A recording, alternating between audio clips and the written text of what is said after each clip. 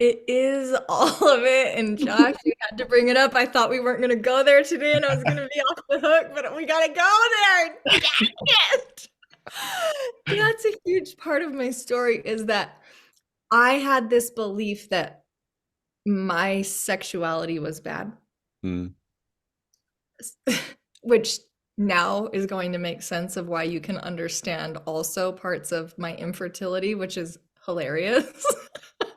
We really are protected in what we create and how we create and all the things, but I was so disconnected from my sexuality and my womanhood, my feminine, that man, I was suppressing myself in so many areas of my life. And once I reclaimed, that was a huge part of coming back to my body and loving my body is you can't believe that sexuality is bad when it's innately who you are or you disown yourself. And I think that a lot of that programming I picked up from culture and religion. And I think that as women start to reclaim their sexuality and their pleasure, everything comes back into balance. Welcome to the Deeper Awareness Podcast, where we delve into the depths of our inner selves, uncovering authenticity and transformation. Join us for enlightening conversations on breathwork, self-discovery, and the profound journey within. I'm your host, Josh Perry, joined by the delightful Hannah Oxley. Let's begin. Hello, and welcome to another episode of the Deeper Awareness Podcast. I'm Hannah, and today Josh and I got to chat with Shyane Montgomery. She was in Josh's cohort during their Pause Facilitator program, and it was just lovely to meet her and feel the already present connection between her and Josh. She was telling us her story about how, I'll let her explain it, of course, but how many times our body reminds us of our knowing, reminds us to listen inward. Um, it loves a reminder. Our bodies love to remind us things. I always say that it whispers to us until we continue not listening, and then it will scream at us. So listen to the whispers. Listen to that innate knowing, that inner knowledge that our bodies, all of us have. We just have to undo the layers to get to that truth inside of us. So Cheyenne's story talks pretty much about that in her own unique path, and how now she is using the knowledge that she learned throughout her journey on how to bring women back into their body and back into their power, and how to lead a life from a heart-centered place. That was my biggest takeaway with our conversation with Shyane, is lead with love. So please enjoy this episode. Thank you. I was just sharing with Hannah about a book called Mother Hunger. Have you heard of this? Oh. So it is written by like a therapist, and it's the idea of the mother wound and how what children need in their first 1,000 days. So that's conception till about 2. And it's talking Oh. about safety and security and nurturing and protection, and that emotional pain and physical pain to a child's brain, there's no difference. And so I've been thinking a lot about women in this society. And I don't know where this is leading, but it seems important to open this with you. So this idea that if we don't understand how important females are with carrying the baby and creating a safe space for them to create life, we need to heal the women so that the children can be, healthy coming into the world. And because I've been thinking so much that we're on this healing journey, but healing from what? Like what do we need to create in our society so we can stop healing and thrive? Ah, woo! So big. And so, what my heart really is about is teaching women to come back to their bodies. I think that is the greatest tragedy that we have in our society right now, is that women have left their bodies. Um, a lot of my story is with like being really sick too, and handing my power over to the medical industry to tell me what to do, or to band-aid it, or to, even how we look at deliveries now. It's scheduled on a doctor's time frame rather than trusting our bodies to know what to do, when to do, and honoring the time of when it's ready. That's so crazy. I'll Hmm. I'll be in Hawaii on Tuesday, so we need to get this done Monday. Right. Right. I was just having this conversation with because we were talking about like just health insurance and how, because my story is the same way of like how I was just saying yes to what the medical doctor's like, okay, if that's what you think is best. Okay, okay. And then it was just I found breath work. I was trying to, because I was like, maybe if I heal my mind, there's a mind gut thing. So as soon as I did that, realized like I connected to myself for like an instant and was just like, why am I listening to that? Why would I not listen to myself and my body, which knows better than these doctors think that they do? And not to say like, I respect everyone, but at the time I remember being like, why? I've never once advocated for myself in any scenario. And this is like the advocating against yourself for yourself to a doctor. It's a scary thing. You don't realize how scary it is. And Yeah. then you do it. And so um, I've had a hard time going back I haven't been able to I want to find a doctor that I can trust and everything. So it's been a process after being sick of trying to find someone that I trust. But I was having this conversation with a friend of mine about how, like, with health insurance, I'm like, I have to have health insurance. I own my own business. I have to pay for health insurance. But do I ever actually use it? No. I pay however much a month to go see my holistic doctor, which kind of is the same amount of money as this health insurance. And so it's like, we were just having this conversation. And one of them he's likes to play devil's advocate. He's like, well, you keep talking about wanting to have a baby. What are you going to do then? They're like, with a good thing you'll have health insurance for that. I'm like, I'm going to have a baby in my bathtub. And so then it became a bigger conversation because there was a father there that has experienced both his wife having a birth at a hospital and at home. And he goes, I don't want to say a bad thing about either one. He's like, but when we were at home, just the midwives were so like, even leading up to the birth, they're just there for you.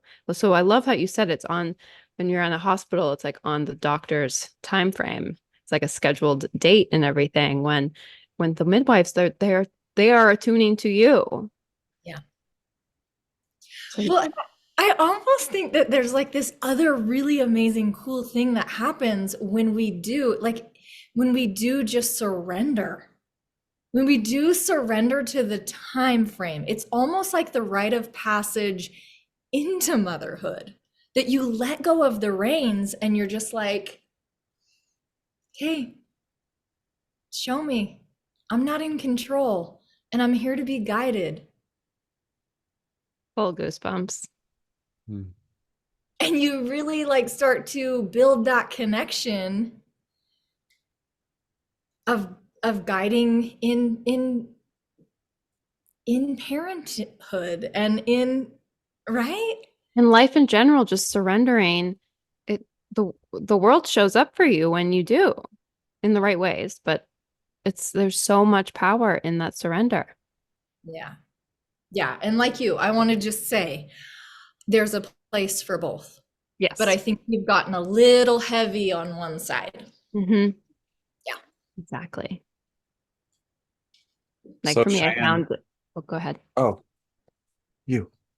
No, I was just gonna say I found because I'm engaged or I'm getting married this year. Next year, I haven't picked a date yet, so I'm like so excited to have kids. And I found a birthing center that's near a hospital, but it's like with doulas and midwives and everything. So I'm like, that is what sounds good for me because I have heard too that a lot of women do feel a little safer having their second child at home because the first one is a little, you're definitely new to the game and everything. So that's kind of what I found was a nice happy medium is a birthing center. So that's all.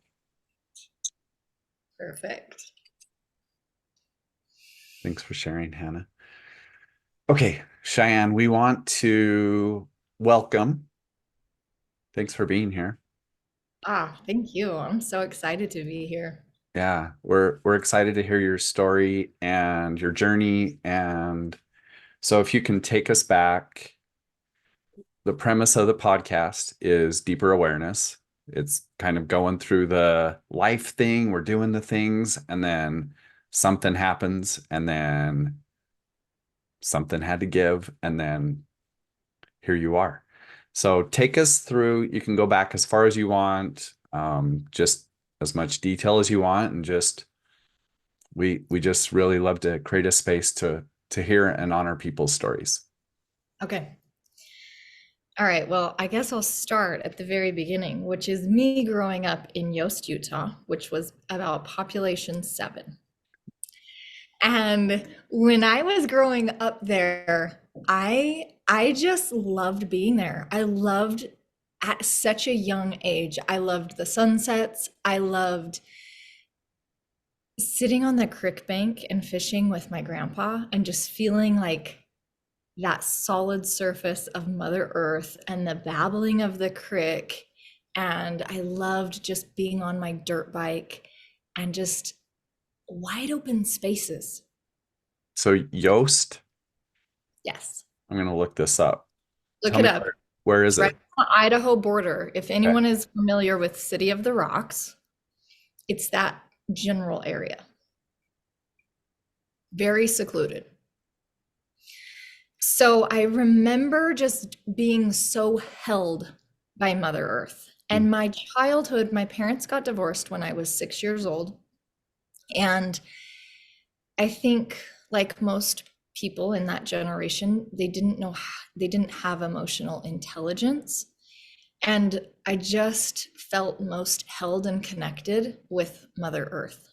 And then my mom got married and I moved to a little bit more of a civilized area. And then I kind of started to contort myself to fit in. And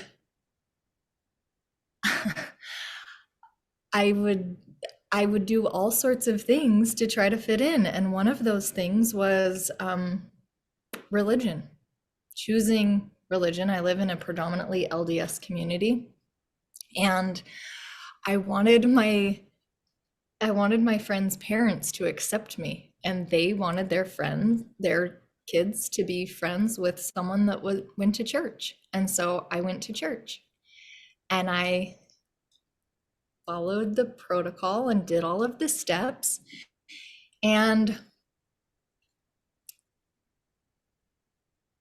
thought that that was happiness.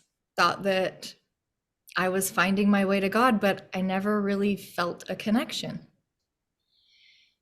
And then then I got married and I checked all the boxes, got married, worked really hard to put him through school. Um, and then there was something missing, and I was like, okay, it's time to have kids. But my body was like, no, no. And so I went through infertility for 5 years.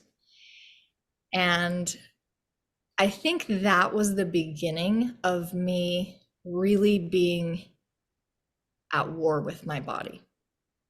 So all of this disconnection is happening because I had disconnected from myself, trying to belong to someone else, trying to belong to this group or this friend or this, trying to make everyone around me happy and be in like such a people pleasing tendency. And so here I am trying to be a mom, thinking that was my next step. And that was something that I always wanted to do. And my body is like, I just felt so broken after 5 years of infertility. I just felt so completely broken and at war with my body. I was just so frustrated with it.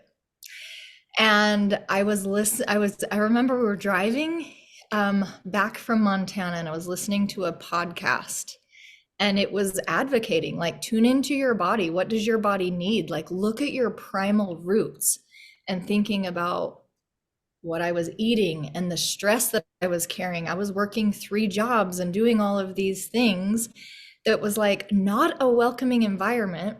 If I would have had a baby at that point in time, that would have not been the environment that my soul wanted to raise a baby in. I was working so much. And so now looking back, it was like my body was speaking to me this whole time, and yet I couldn't see it until I'm looking back now, sharing the story.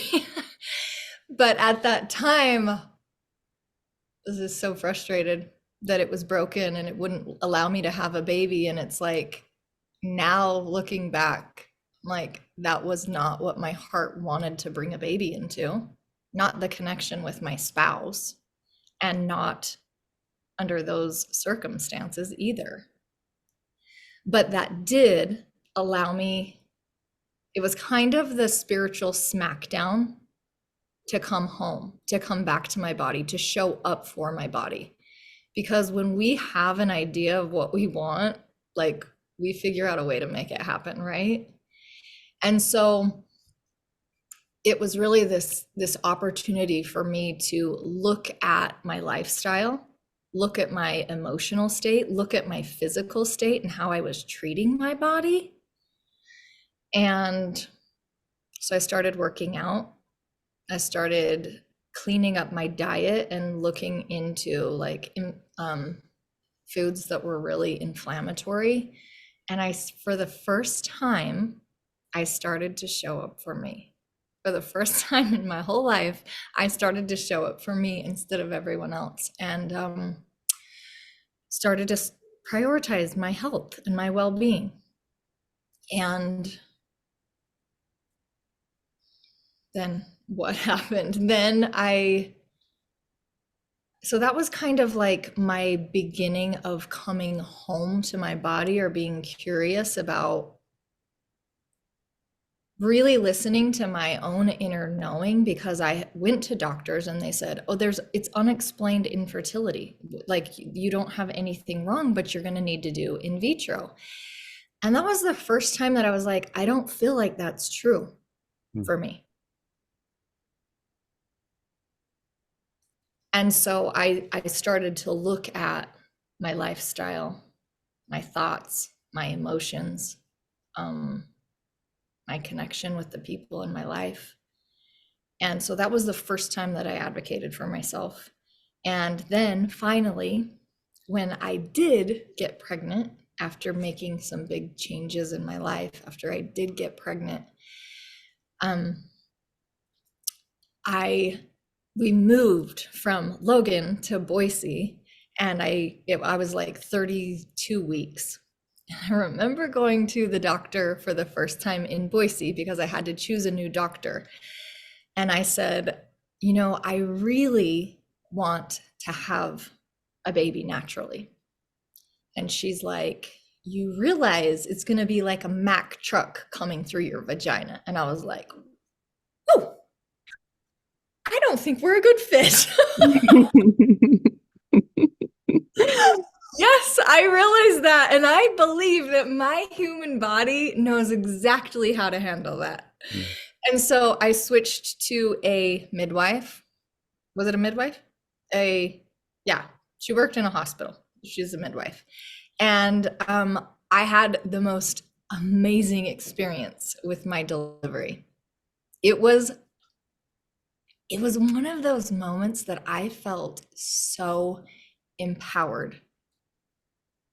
And like I was, here's the thing, I was so connected to my breath. Mm. And I didn't realize that connection until years down the road. But as I look back on that delivery, that is the one thing. I was connected to my breath and that life force energy like never before. And that was a pivot point in my life. So many goosebumps. So good. Yeah. So, yeah. And then I think there's always another level and another layer. And then after motherhood and my body changes. So there was a baby step of starting to like my body and honoring my body. And then I went through this phase of like, gosh, I feel like I should look a different way.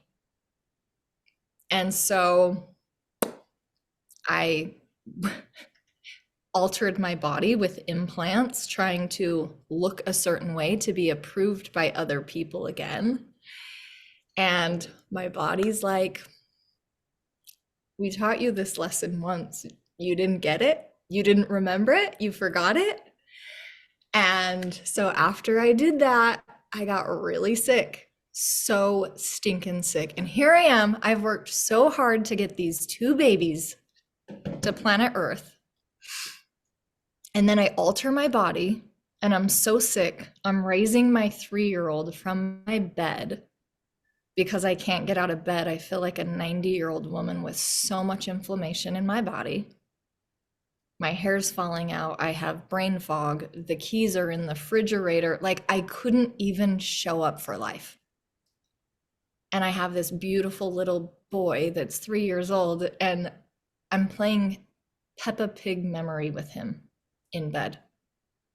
And he's beating me because I'm so foggy. And so that was my second spiritual smackdown. Of like, dang it, you missed the lesson again. So I go back in for surgery to remove my implants and reclaim myself again. And something so crazy happened again. After I got my implants out, it was like my heart space just kind of, it just expanded. And I could tell people that I loved them that I couldn't tell before when I had my implants in. And I know that that might sound a little crazy, but it was so true. It was like I made that decision from a place of not loving myself, that having those two toxic implants over my heart chakra and energy center, it blocked it. No, I couldn't, like nothing could get out, and there was nothing to get out until I reclaimed myself. And then it was like, because I mean, there is a massive reclaiming that has to happen no matter how sick you are. You have to, you get to really find your soul when your physical body breaks down, that you tie your identity to. I mean, going clear back to being infertile, it's like I found that deeper part of my soul and then I let it go. And then I found it again with explant illness or breast implant illness. And now I'm committed and understand a little bit deeper of what it's like to stay in that connection with my soul more frequently than identifying with my external identifiers, like labels, I guess is maybe the best way to say that.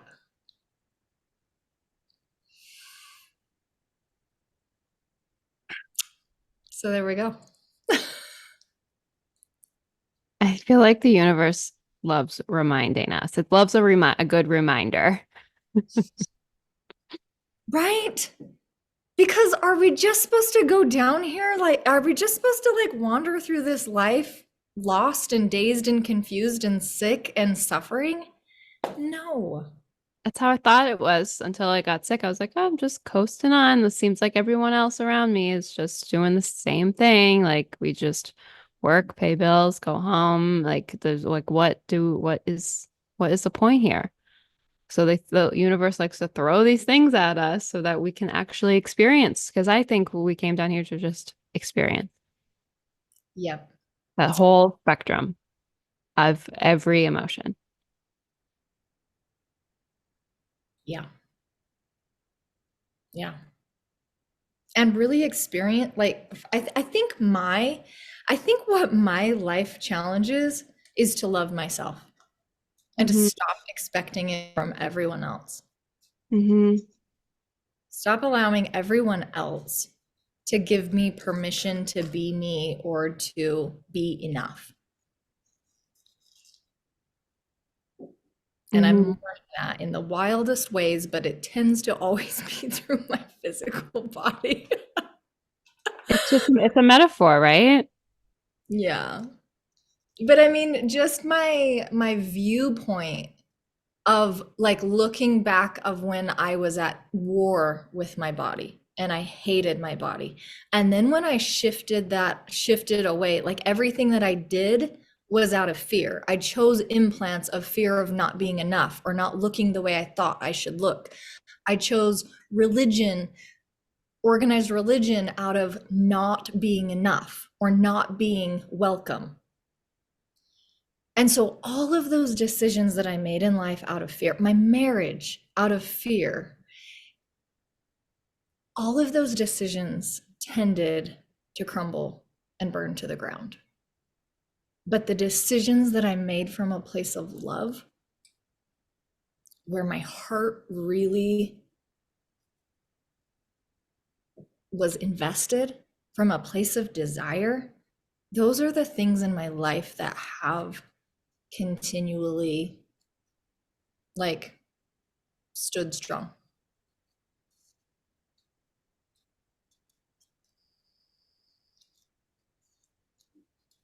So instead of, sorry, go ahead. did you know, so this fear place, it it's the you're able to see it in the rear view, like we can see it. You couldn't see it before, and then you went through it and you're like, oh, it's that fear thing again.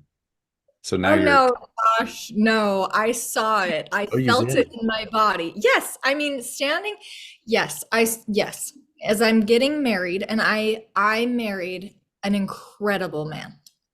I married an incredible man and we have an incredible co-parenting relationship now. He is a good guy. But was it the person I I think we were better as friends than as an intimate relationship all along. But so standing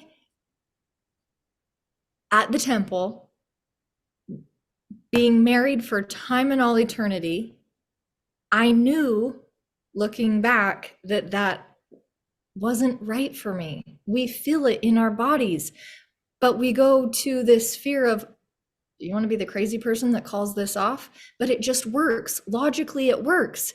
You have some of the same values. You get along. You like all of these things. We go to our minds and start to convince ourselves that it's right. But it feels differently than the right that lands in your heart. So it's like, I knew, but I didn't have the courage to do the hard thing then. That's what it really boils down to. And so I believe that we have things that we want to experience in this life. And one of those things for myself, I think, is to love myself and stop making everyone else comfortable at the expense of my own soul. So, um, yeah, I think that there's things we want to learn, and we're going to continue to be presented that opportunity until we start to claim that learning in all different situations, from my career to my marriage to my religion. Like, all of those things I knew I didn't want, but it was like the easy route. It was the less courageous route, if that makes sense. What makes perfect sense to me is when you said making other people comfortable. Like that's when I think about my people pleasing, that's what it is. It's like it's not necessarily pleasing people, but making sure I don't ruffle their feathers, and I want everyone comfortable. So I'm not gonna say anything to heighten anybody's emotion. I just want everyone comfortable. But the interesting part of that is that then we are not playing in clean lines of energy. Right. It's It's actually cruel Yep. to And other that, people. yeah. And Yeah. that's what I'm learning. Like, you can do those things, but you're not potent. You're watered down. And so Mhm. as I come back to myself and back to my own body, it's like I don't want to live that way, because the cleanup after it all, because I didn't listen initially, is way more difficult. I want to get the lesson and stop having to do the cleanup from not having the lesson. I Did have you um how is your relationship? And well, we see your beautiful river behind you, but how is your relationship coming back to nature? Like when you were a little girl, like that is something for me too. Like I used to spend every day out in the woods, and like I forget. I still hike fairly often, but every time I'm out there, I'm like, why didn't I do this yesterday? Why am I not here every day? I go outside very frequently. I'm outside all the time, but like if there a couple of days go by, I'm like, why didn't I do this yesterday? Because it's like my soul just loves being outside. So tell me about your relationship back to nature. Yeah, the way that I see God now, and the like Mother Earth, I see these as like two energies that are really supportive to each other.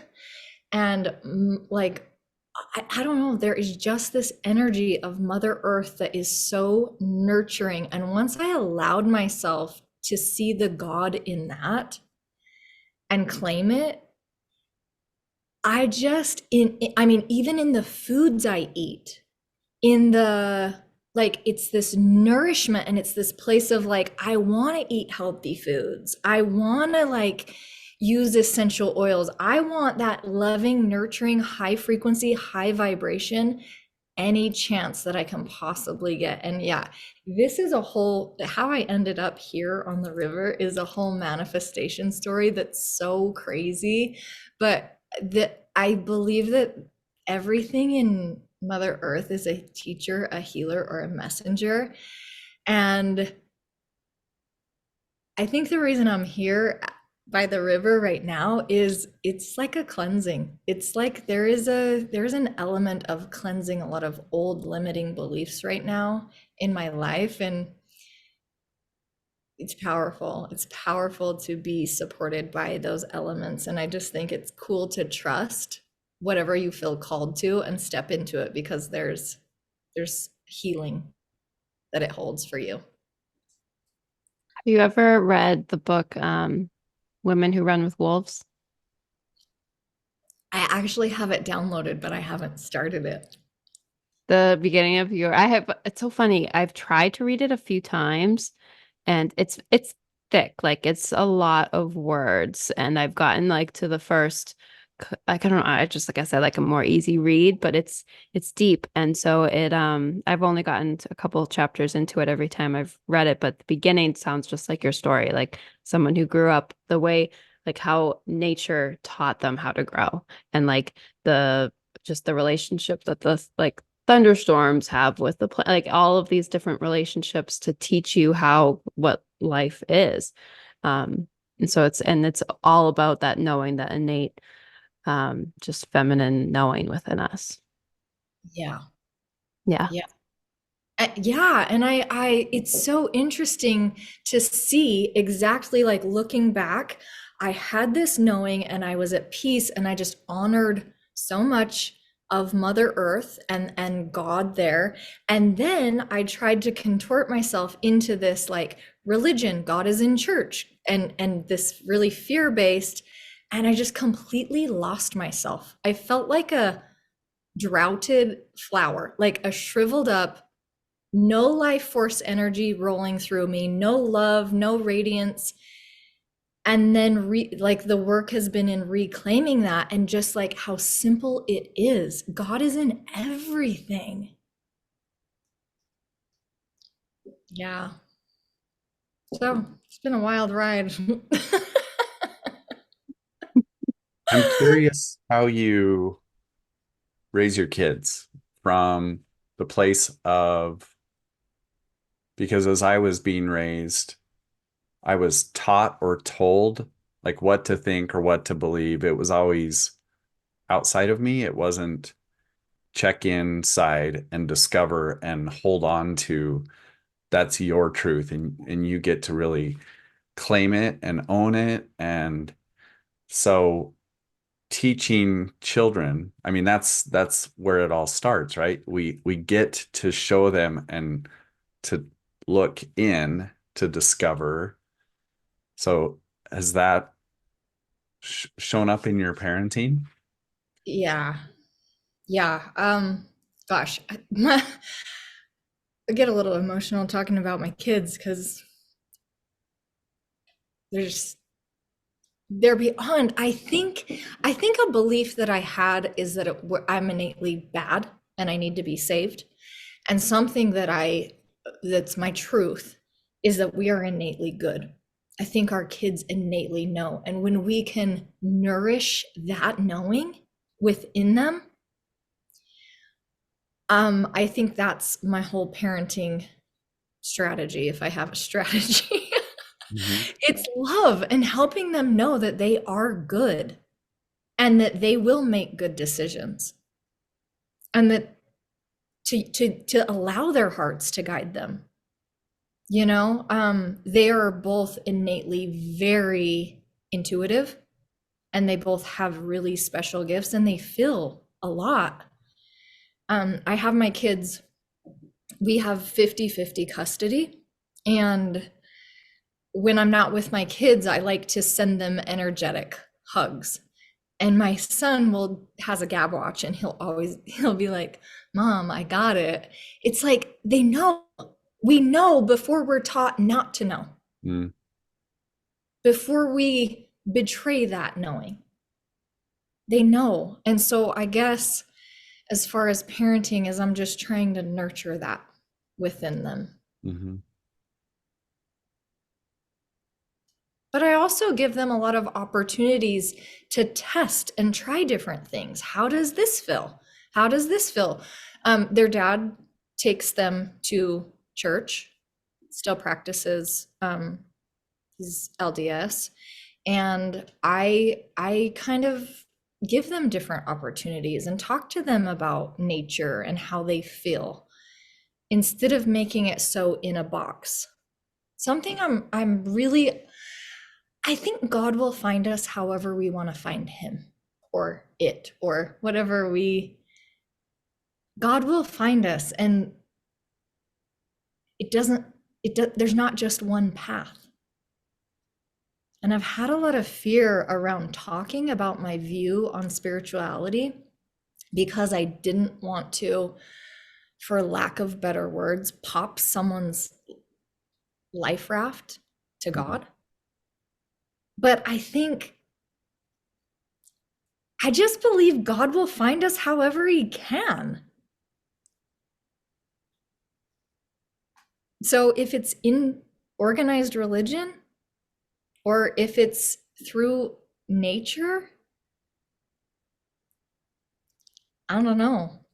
I just feel like the more we can trust ourselves and listen to that inner guide,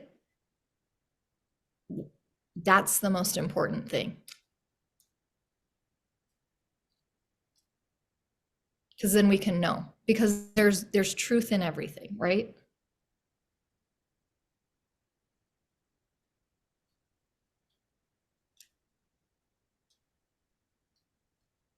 I'm curious what your relationship is with the church now.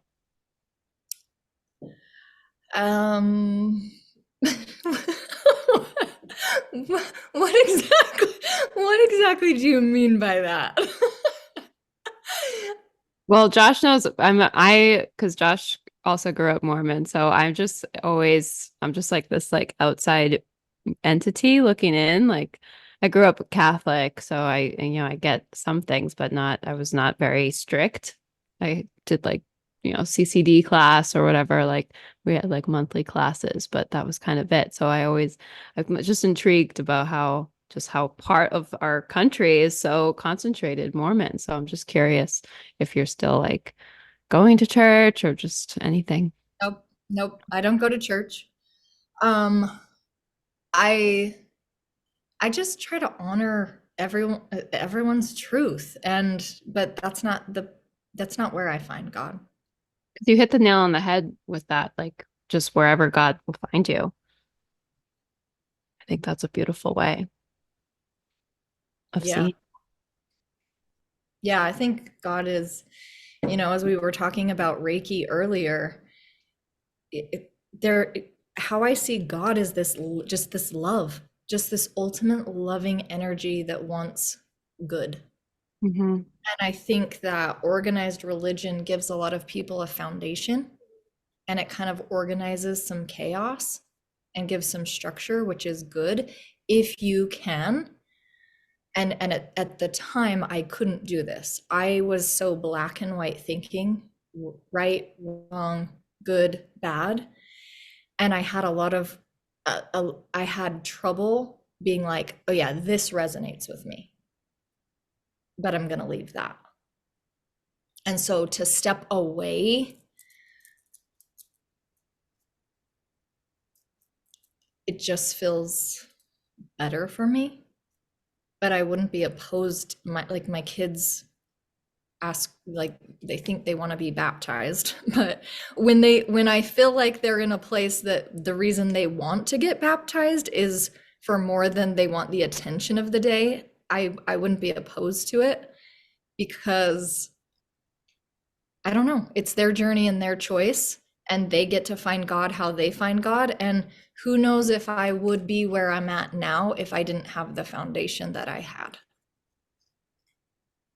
Yeah, I agree with that too. Like um, when my fiance and I talk about having kids, like he grew up going to a Catholic school, and I do think there's a great foundation in that to learn certain morals and um, just like history in general of different religions and stuff. So I like that because it's, at least because they can believe whatever they want to believe and go whatever path they want to go, but having a nice structure as growing up, I agree. The biggest thing for me to wrap my head around in that specific religion is that this is the right way, the one way. And I think automatically that puts judgment and ego in the equation, because there's a better than, less than. And that's where I'm like, this doesn't Hmm. feel right. To me, it's not, it's separation, not connection. Hmm. And I think I like to look at separation and connection as like good and evil. Like separation is all evil, which is like our country and everything. Like separation is just evil and connection is all good. And Yep. so, yeah, there are certain aspects of that in religion for sure. But I think the higher thing for me is when we're talking about parenting is allowing my kids, how do you feel? Mm, How does this feel to you? And allowing them, like, it's not just protecting them, don't do that, don't, how does it feel to you? And allowing them to hold their personal power and be able to make decisions and claim their truth. connecting them to that knowing. Yes, more so than just protecting them from anything that I might not agree with. Right. I told my parents as I was leaving the church, I felt like what would have been more beneficial than giving me all these beliefs that I had to cling to, and anything outside of those were scary. I said, I wish you would have said, these are our beliefs. We could be way off. I want you to discover, and I'm going to show you how to explore. And then you decide. And then if you want to change your mind, that's cool, but it'll be your beliefs. Because when I was leaving, I felt like belief was somehow intermingled and intertwined with love. Yeah. And if I let go of the beliefs they had given me, did love still exist? I wasn't sure. It was one of the hardest conversations I've ever had. Yeah.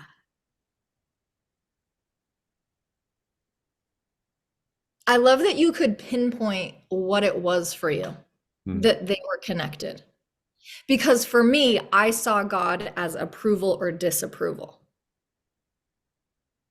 And then I got to depict that.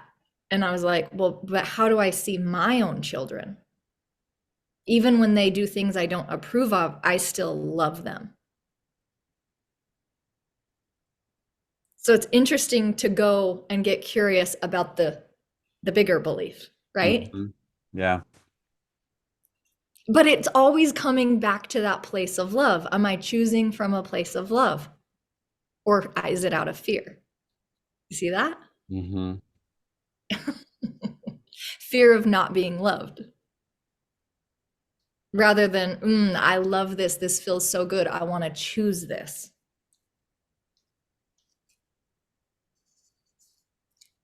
Yeah. That's good parenting right there, just to introduce that to your kids so they have a way to differentiate.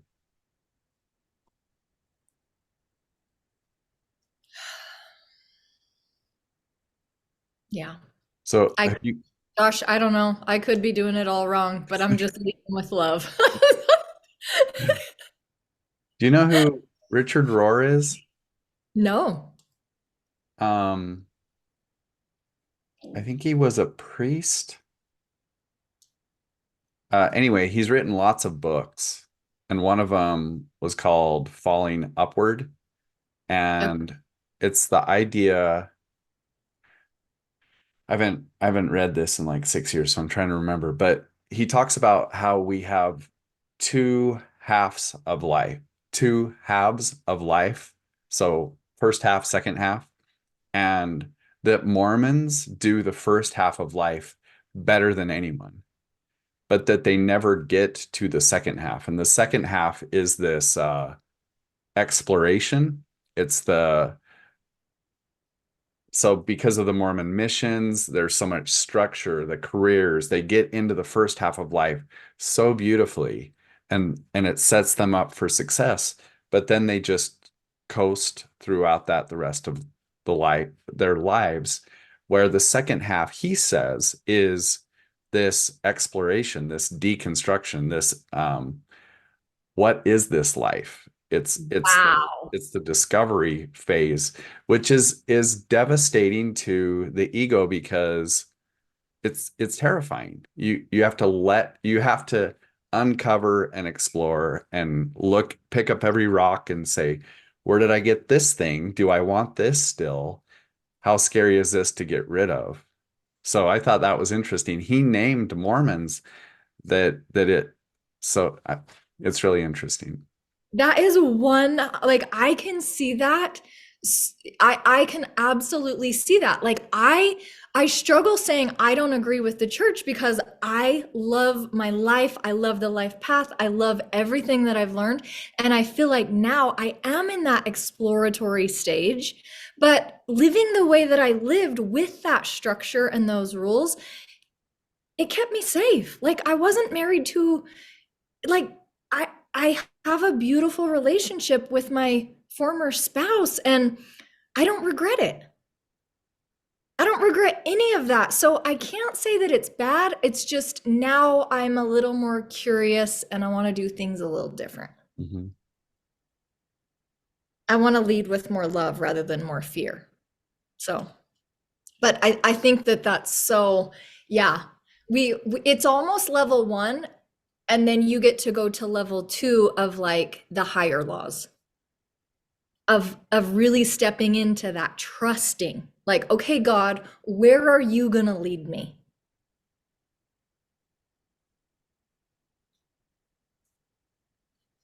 But that takes a lot of trust, and it's not the follow the check the box like we've been used to,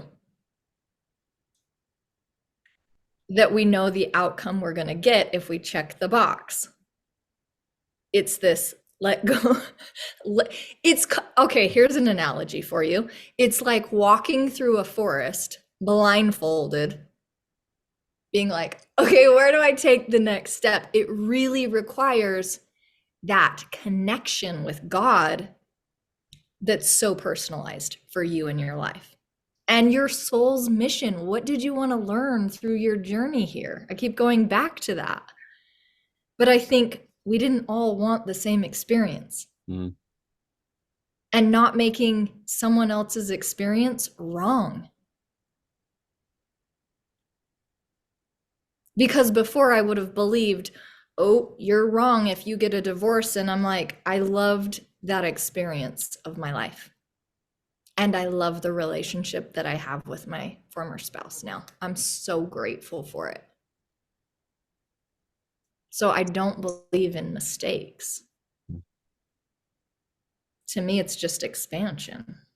Mm. So, can you step us through how breath work came into your life? Yes.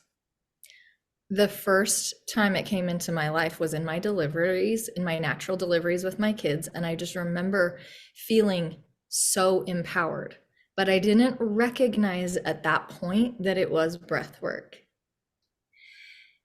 Um, and then I was just in this place after my divorce. I just felt like I wanted more, and I felt it on my heart. I was going through a coaching program that was called Ready for Wholeness. And my intention was like, what is the next step for me? And it came clear as day: disconnect and breath work. And when I saw breath work, I was like, I cannot think of anything worse than breath work. I Like, didn't know anything about breath work, but I'm like, breath work? I can't think of anything worse than just sitting there and breathing, which is interesting because my iridologist, on a physical level, my iridologist was like, gosh, you just don't have enough oxygen. You're just not getting enough oxygen. And I was really struggling with like ADHD and massive anxiety and stress, and I was just always in my head. And when I saw breathwork, I was like, oh gosh, no. And I just kind of dismissed it. And then I was um I was meeting with a coach, and she had just got back from a breathwork training, and she's like, Shy, I just want to do breathwork with you. And I said, okay. And at this point in time, it was like my body was trying to release things, but I wasn't allowing it because I was so in my masculine energy, trying to control everything and have so much just control and like rigidity. And she's like, let's just do breath work. We'll do 5 minutes. And I was like, okay. So we did breath work. I was waking up in the middle of the night before this crying, but I didn't know why. So my body was trying to release, but I wasn't allowing or witnessing the emotion. So we did breath work, and she just cracked me wide open. And I was like, in 5 minutes, Mm. I just let it all go. But there was so much at that point in time because that's when my faith transition happened, my divorce, and a career change, all within that same time. And it just all came out. And then got into I was like, holy cow, I don't know what just happened, but that felt terrible and amazing all at the same time. And then I got in a program and thought I was going to use it to help my clients because I wanted to help them on a deeper level. Once again, here I go, taking care of everyone else. Oh, this is going to help everyone else. And in our breathwork program where I met Josh, I connected with my body again on a deeper level and was able to process so much of the emotions that I never allowed myself to process. Yeah. So So let me ask you here, when we sign up for this thing, we kind of have like a glimpse of what this is going to give us, or we're going to gain some knowledge, we're going to learn how to something like this was my understanding. As I sign up, I'm like, yeah, I'll I'll be doing something. Like I had no idea when I signed up for pause breathwork that it, I just had no idea. that's exactly how it was for me. But Josh, like that's what I'm saying is it's this heart energy that makes no sense. I had never I had never looked up a breathwork program. The only experience I had had was with my coach with that coach probably a year before I joined the program, and I was in that other coaching program that said breathwork and disconnection, which I thought it meant disconnect from social media, but I still was on social media long enough for pause to pop up. And I was like, it's a yes for me. I had no idea. I never read the bio. I never read anything. I hopped on an exploratory call and it was like, but that is exactly like, that is the example of what I'm saying. God will find you. Mm, Whether it's through breath work, whether it's through Reiki, whether it's through Mother Nature. But when you can come back to yourself and feel that loving energy, it's like we were led. And it wasn't in any way that we would have thought we would be led to God or what we had to do to get there. Right? hmm I just like that right there is the perfect example for you and for me. And I don't know about you, Hannah, but like Yeah, it no, was. I feel like someone took over my body that day. Like I remember I went I went into my fiance's office and I was like, I just like re invested in myself like a lot of money and I don't know why. And I don't know what I just did, but I know it's right and I don't have any regrets and this is happening. And I thought at first too, I thought I signed up for the coaching program from Pause. And I was gonna call them and be like, I think I made a mistake, but like there was still this thing inside me, like, like this is what you're supposed to do. And because I knew I wanted to do breath work, but I also thought I wanted to do the coaching first. But nope, it's not the way. uh, It's not the way I was being led because I'll never forget that. Like I remember not only telling him and then the next morning I woke up, I'm like, what did I do? Who was that made that phone call, that discovery call? And just didn't have like I didn't there was no doubt in my mind. So same thing. yep. That is like the best. Can we just be there more often and operate from that place? Mhm. Oh, so good. Yeah. Exactly. Like it's I've had a glimpse every now and again, but I haven't had anything like that in a while. Like I was like, what did I just do? But there was no doubt. Questioning, questioning what I just did, but no doubt that it was the wrong thing to do. Oh, yeah, I love that. I love that. And I love that all three of us had that exact same experience with it. Is it's like, Anyone we have on that went through pause has the same exact thing. Like, don't know what I was doing that day, but signed up. yep, yep. Yeah. And I'm so grateful for it because that's how also Josh was signing up for my practice, my practicum hours. And so that's how I met Josh. So I did it. I was in the program right before you guys. Oh, okay. Yeah. Just changed my Yeah. life. And that's the other thing is like, who knows what people are going to come in and you can't even create it with your logical mind or like plan it out, but it's just following that inner knowing Hmm. and watch the world just open up for you. Mm, yeah, it's wild. It's wild. So how are you doing? So much darn trust. I know, it was a trust fall. It was a Yeah. leap. What are you doing now with breath work? Are you facilitating? And tell us about what your days look like now. Yeah, okay.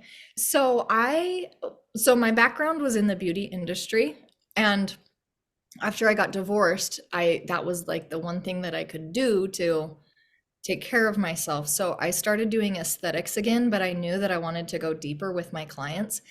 And so I've been doing that, but I'm working on I do retreats and then I'm doing one-on-one coaching with mostly female entrepreneurs that tend to get stuck in their head.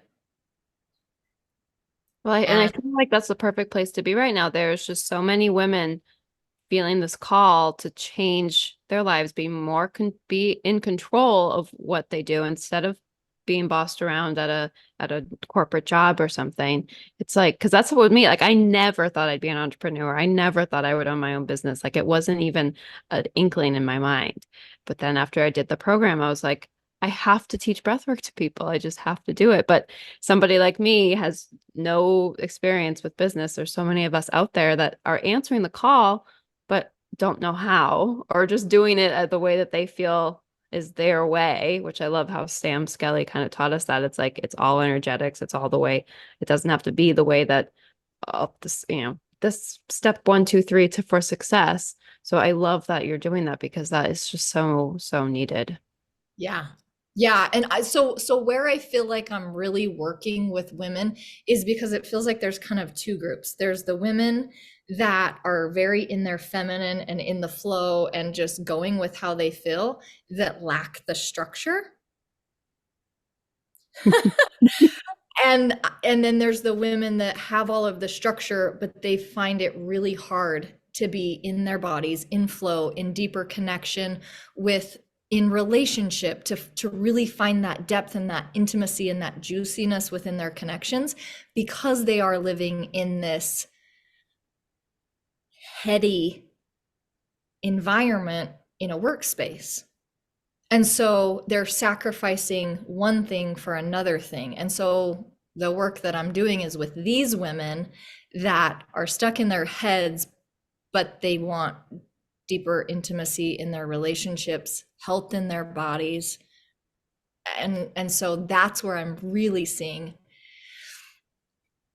a lot of success is helping those women that tend to run in the masculine, very fiery, hot, get things done, but want to be able to soften and tap into really what their purpose is and And into their bodies.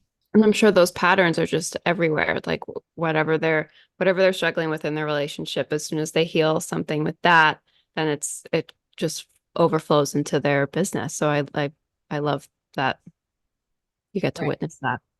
Right. Right. And it's so beautiful. Like the transformations that are happening in such a like things are moving so quick when you move it through the body. Hmm. It's such powerful, powerful work. So yeah. Have you heard of the eagle and condor prophecy? No, tell me more. I've heard of it in the song, that song that I put on like a lot of my playlists. Um, Oh, I'm not gonna sing it. come on, Hannah. This is your day to shine. I can't even remember the words, but it's like there's a prophecy that when the eagle and the condor fly together, that there will be peace on earth or something. So That's somehow what this came into my world like 2 weeks ago. Um, I'm taking a 6-month course starting in April from this woman that is doing a moon dance in Mexico right now. it's a Wow. full moon, right? Sounds that sounds amazing, Josh. What are you going to come out of this 6 months with? So I made a drum a couple months ago. That was the start. Okay, Do hold on. You got to tell me specifics. What kind of a drum did you make? you want to see it? Yeah. So it's buffalo skin. Oh yeah, got some buffalo medicine, huh? He made it like in such a beautiful way. I think it was in November. Yes. Wait, who did you make it with? So her name's Cherie. Um, she's amazing. Oh, Did you are we write seeing your words drums on too? did you I'm showing you my drums. You know, we're having a drum showing. Josh, what did you write specific words with intentions around the rim? No, but I healed some. Look. Oh, there you go. Oh, Are look. those both buffalo? No, this is elk. No, this is elk and this is buffalo. I love, I love. Did you make yours too? Yes. Oh, I'm jealous. I have one, but I bought it at a Native American store, so I'm not as cool. Well, I have a feeling that when Josh gets done with his 6 months, there will be an opportunity to do a drum making, maybe. Right, Josh? Something, yes. Yeah. So back to the eagle and the Yes. condor. Okay. So the eagle and the condor prophecy of the Amazon. So different indigenous cultures throughout the region talk about this, but the eagle, so the eagle and the condor prophecy says that the 1490s would begin a 500-year period during which the eagle people would become so powerful that they would nearly drive the condor people out of existence. The eagle is the path of the mind, or it's the industrial, it's the masculine. And the condor is the path of the heart, intuition, and the feminine. And so in 1990 became the 500 years started in 1990 with the potential to arise. The eagle and the condor come together to fly in the same sky and to create a new level of consciousness for humanity. The prophecy only speaks of the potential, so it's up to the humans to activate their potential and ensure that a new consciousness is allowed to arise. Yes, in balance. And I think that's what happened is this isn't about feminist Mm-hmm. against men or better than men or the men having power over women. It is just like you said, it's in balance. It's in the masculine has this very logical way of thinking that's a beautiful gift, and women have this very intuitive, cyclical, like way of flowing, and when we can honor both of those, and it's not above or below, that's when we really, Hmm. yeah. I love that. I've never heard that analogy of the eagle and that's beautiful. I'm gonna send you both in the chat right now, the song. It's like I just thought it was like a symbol, but I didn't realize how deep the symbol was. It's a really, really great song. And it sings it in English and I'm assuming in Spanish, like it's a couple verses. It's really cool. Oh, awesome. Okay, thank you. So I'll put it in the show notes as well. Yes, please, please. That's what I meant to say. So Cheyenne, I use Chat GPT all the time. Okay. And It's his new best friend. you know what that is? Yeah, Okay. yeah. So I was asking Chat GPT about feminine characteristics that have been suppressed in our society. And just talks about intuition, tenderness, nurturing, um, emotions, heart, it's sensitivity. And so I was looking at, of those things, what's inside of me, because I always think, oh, those are girl things, but it's like, no, those are inside of me too, and have been suppressed. So I have parts of my masculine that were suppressed or shamed or mocked in society, so I kind of hid those. And then also the feminine side inside of me, the sensitivity, the well, emotions, and we all have hearts, and so we all long for, just the tenderness, the softness, the connection, the depth. And so I was looking at suppression, and then the opposite of suppression is expression. And so how can we create spaces for these things to be safely and like titratedly brought into the world, and so the nervous system doesn't push back, so it's not too much.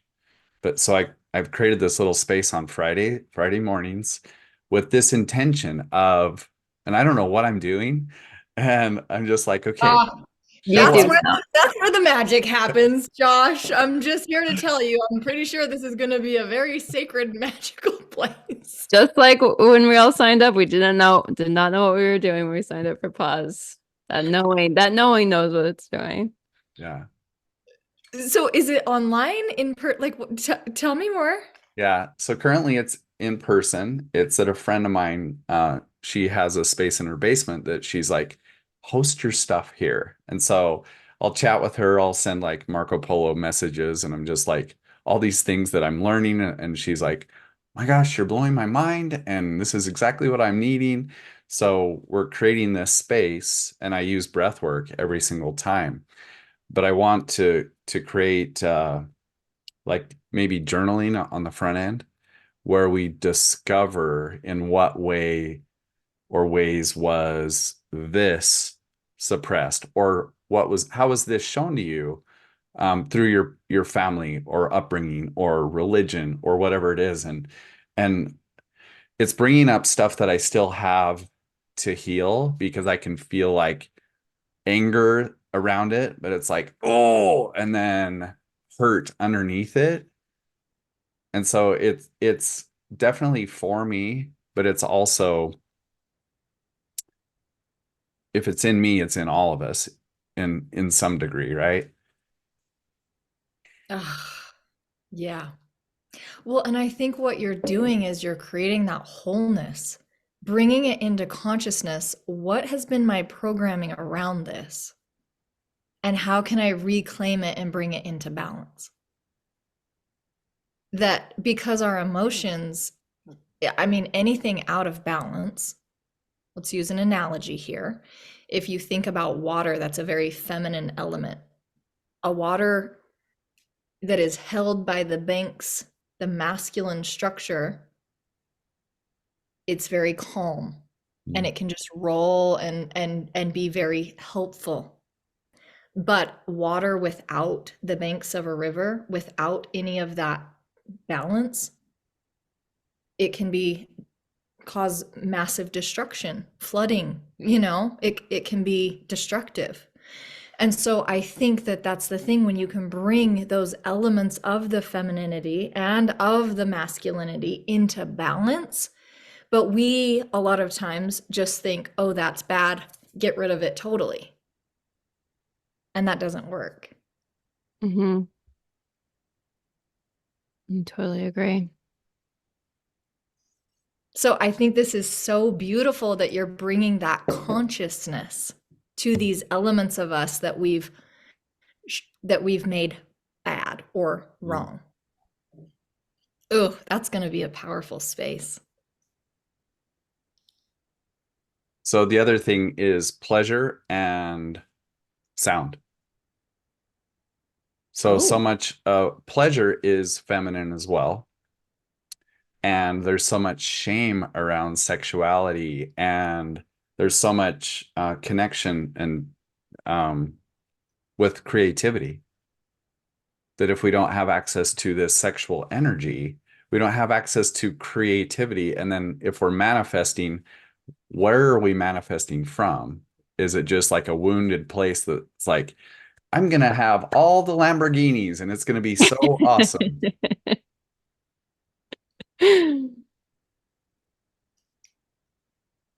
And I love, and I love a full circle moment back to just empower, because that book you mentioned at the beginning, Mother Hungry, is that what it was called? They're hungry. Yeah. Of like empowering, well, where was I going with that? But just because then you, Cheyenne, was saying about the empowering women again. It's like a reminder that we are creation, like we are a portal to life. And so that's just all connected right there. It's like manifesting and creating an actual life. And where is that coming from? Like, are we like your whole story about your body being ready versus not ready? Like it's everything. It's all of It that. it is all of it. And Josh, you had to bring it up. I thought we weren't gonna go there today and I was gonna be off the hook, but we gotta go there. Dang it. That's a huge part of my story is that I had this belief that my sexuality was bad, Mm. which now is going to make sense of why you can understand also parts of my infertility, which is hilarious. We really are protected in what we create and how we create and all the things, but I was so disconnected from my sexuality and my womanhood, my feminine, that man, I was suppressing myself in so many areas of my life. And once I reclaimed, that was a huge part of coming back to my body and loving my body is you can't believe that sexuality is bad when it's innately who you are or you disown yourself. And I think that a lot of that programming I picked up from culture and religion. And I think that as women start to reclaim their sexuality and their pleasure, everything comes back into balance. The condor flies with the eagle. The condor flies with the eagle. And I really see this being a huge part of women leading themselves back to that and not blaming and looking at, oh, well, my husband is responsible. We get to take radical accountability for ourselves and reclaiming that part of ourselves and not making it shameful. And it's easy to do with culture, Mhm. with social media, I mean, there's so much shame around women and their bodies of like, well, you're responsible for a man's thoughts. And it's like, how could we not if we aren't consciously asking ourselves those deeper questions? And Josh, once again, go sorry, ahead. go. No, you go, you go. Once again, it's also being in balance because we can look at women that are very into their and it can be destructive. So it's bringing it into balance. And I had just tossed mine clear into the it doesn't exist. Mm. And that was a huge source of pain in my life. And hormonal problems, like reproductive problems. And as I reclaim that, my body gets healthier. So thank you for bringing that up because I think that that's an important conversation and one that I'm still like scared to talk about Totally. sometimes. Oh, yeah, it's a big one. It's a big one, but it is, I mean, as we're looking at the chakras, like once we have safety, that creation center is the God within. God is a creator. How can we co-create the message or the how can we bring what God placed in our life into life or on our hearts into life? How can we create what God placed on our hearts into life? Mm. So it is our pleasure, our creation power. Mm-hmm. And it's gaining that power back. Like I was saying this to Josh the other day. I saw this on Instagram. It was just a woman sharing a story about how, like, when we are in, is it middle school or early high school, when we watch The Miracle of Life. And so the whole story about how the sperm just swims along what I'm gonna forget all of the names, but like, and it hits and it goes into they're all along the egg trying to swim the hardest. And the story goes that we've been taught is that it's the sperm that swims the hardest and the most powerful one that gets through to fertilize the egg. But in reality, they've done more research since that ancient movie we were all forced to watch, that the egg chooses. It's not like it's being attacked and fought for. It's the egg decides which one she wants. And like that, right? Like, doesn't that just like it's just like a full perspective change of like because it's just a small story that like as soon as I probably mentioned the movie, you think about that, like that's the story, that's how we've been told. And it's like all of a sudden like wait, so when you're saying like claiming our power back, like that's it right there. Like we choose, we get to choose. Yep. Yeah. And I think that is one of the most beautiful things that breath work allows us to do. The way we do something is the way we do everything. In today's world, our attention is all out here. And so we're not making any choices. And when we practice breath work, We're honed we, in. we get so honed in and so intentional. And we start to make choices.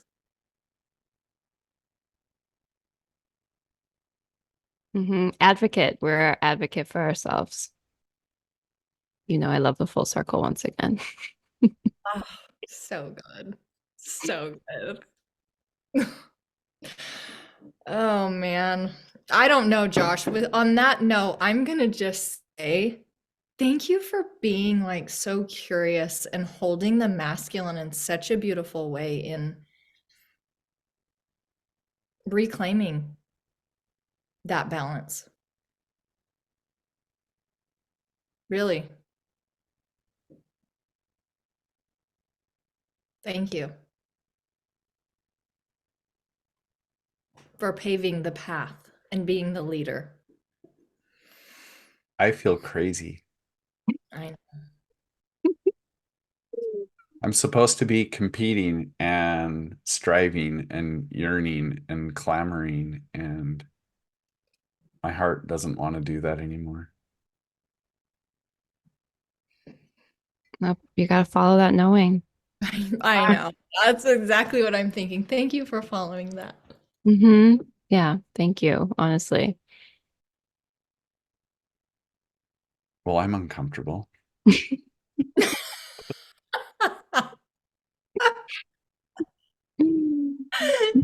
Don't be Josh, just Moving receive. on. I've been uncomfortable for how many minutes now? Yeah. So good, Cheyenne. I know. I can't believe an hour and a half has already gone by. Well, I don't know if I followed any l- train of thought, but I hope you can. You saw the multiple full circle moments, so we absolutely did. Yep. It was everything it was supposed to be. It's hard to tell the story when there's so many parts. Hmm. All the You know, so layers. many parts that draw it all back to, oh, Hmm. so good. Oh, Well, it just feels so good to be here and have real conversation. we're here. Yeah. And thank you for being vulnerable and sharing your story and just being you. And leading with love. Mm-hmm. Yeah. Yeah. So we like to offer our guests the opportunity to share a message with the world. No pressure. Oh, okay. Um, share a message. Mm. Okay. I think it would just be that your body is the guide and energy doesn't lie. Mm.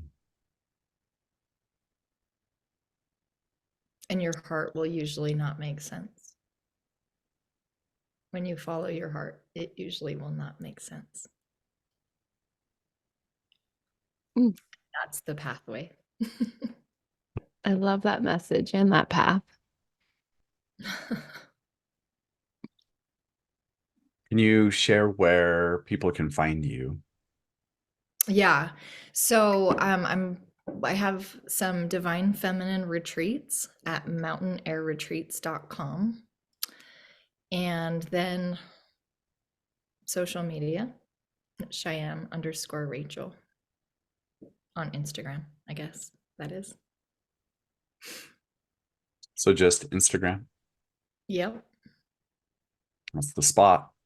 That's the spot. Yeah. Those are the spaces right now. What I want to create is, having a background in the beauty industry. I'm trying to put together a program to help service providers in the beauty industry protect their energy Mm. Mm. and add more value to their clients and kind of control the dynamic, rather than just getting, talking about my husband's boyfriend's ex-wife's sister. So I'm trying to put a program together to support that and control that environment so that work feels a lot better and they're serving their clients at a higher caliber. I love that. But that's not done quite yet. I feel you there. I was in the remodel industry. I worked at a kitchen and bath showroom. So there's like a part of me that really still feels called to like being like a remodel coach. But now that I've like removed myself, because people who like work on showroom floors and stuff, like the amount of stress that is put on people with any job, but like that's just what I lived for so long. But it's the same, it's like overwhelming because you found this new thing you want to just like hook on a breath work and do all these other things. And it's like, oh, do I really want to go back there and do like work with that stuff? But I know that you're feeling that calling, and because that's how I'm feeling too. But it's intimidating because it's a whole different, it's something that doesn't exist.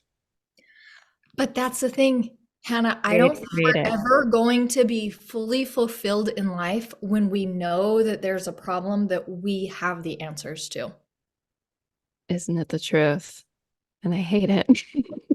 No matter how much money we make or whatever, it's like we have to turn around Mm. and reach out a hand and pull the people along that we were. Mm-hmm. It's true. I just think that It's so true. I don't want to. I don't want to yes, be you do, Josh. Yes, you do. You liar. Or you would not have planned out that beautiful journaling session for pleasure and sound. Mm. Mm-hmm. It's true. What a great episode. I hope you enjoyed that as much as I did. Let us know what you took from that. Leave some comments, share with a friend who also might resonate with the story. Subscribe, like, all those things so that we can spread the word about our podcast. And so all of our beautiful stories that we get to hear from our amazing guests get to be shared around the world. We appreciate you as a listener, and we'll see you next time. Thank you. Thank you for listening to the Deeper Awareness podcast, where the journey of self-discovery and inner growth continues to unfold.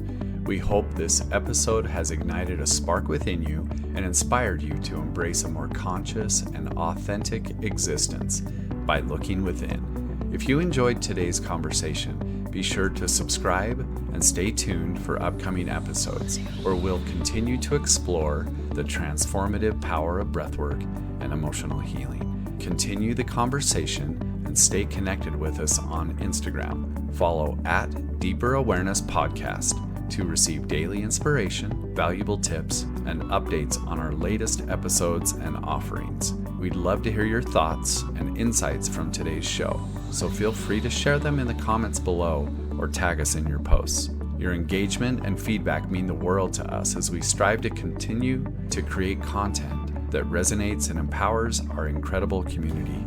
Together, we can continue exploring the depths of consciousness, fostering genuine connections, and supporting each other on our transformative journeys. This episode is brought to you by You Belong Breathwork, your destination for transformative healing and self-discovery. At You Belong Breathwork, we believe in the power of breath to unlock the deepest parts of ourselves, leading to profound insights and a greater sense of connection and belonging. Whether you're seeking emotional healing, a deeper connection with yourself, or a path to authenticity, our breathwork sessions, retreats, and coaching programs are designed to guide you on this transformative journey. Our experienced facilitators are here to hold space for you as you explore the depths of your consciousness and discover the infinite potential within. Visit youbelongbreathwork.com to explore our offerings and download a free guided breathwork session. Thank you for being a part of our Deeper Awareness community. Stay connected, stay curious, and may you embrace your true essence with love and compassion. Goodbye for now, and see you in the next episode.